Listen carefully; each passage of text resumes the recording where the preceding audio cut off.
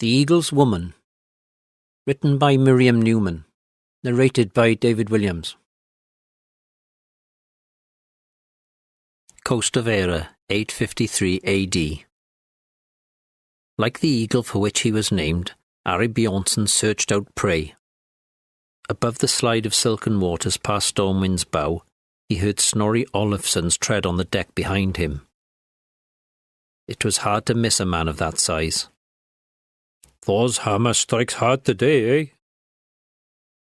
Ari turned from his perusal of the coastline, shrouded in eerie tendrils of morning mist. No, ours does. Snorri's brow furrowed slightly, and Ari slapped him on one mountainous shoulder. A raid on unsuspecting monks was a far cry from war. Though he was usually careful to acknowledge the gods, Ari had not even dedicated this raid to Tew, god of war, much less to Thor. We need not trouble him for such simple folk, he said lightly. They would be like lambs to the slaughter. Comprehension lit the other man's face, and he licked thick lips above an explosion of red gold beard.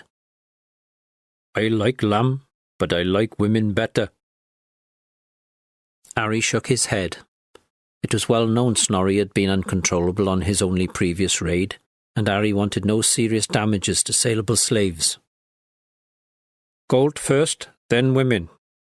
We can make a fortune at Hedeby this time of year, on the good-looking ones. Do those no damage? Children? A few. They will not bring us much at market, for that we need women. And the monks? Ari hesitated for the merest second. Since they lived close to their god, he should not have any compunction about sending monks on their final journey. No man could escape his fate, even one who wore a robe. We can sell some as scribes. Gold, young women and men, strong-looking children, a monk or two. He summed up, because Snorri could be forgetful. He was like a bull.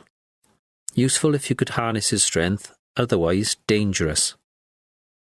The 12 other men aboard he could trust. His glance ran over them, taking stock, but they were either studying the mist as he had been, or putting a final touch to their weapons. They had gone a Viking with him many times since a lightning stroke claimed his father's arm and leg. Few others raid here, he explained to Snorri, who might be listening or not. Everything we take will be ours, and we are early. Stormwind could be the first ship of the year at Hedeby. Just then the mist parted, and he nodded in satisfaction. Era had but one fjord to his knowledge, and it lay straight ahead. Limestone rocks well sprinkled with trees, pinnacled walls beckoning. It was the perfect place for a trap, except the Irish never set one. Their chieftains were too busy fighting one another. Instead, undefended earthen walls surrounded a monastery, only partially concealed by a grove of hardwoods. He saw no round tower to which the monks might escape, pulling up their ropes behind them, to outweight the Vikings.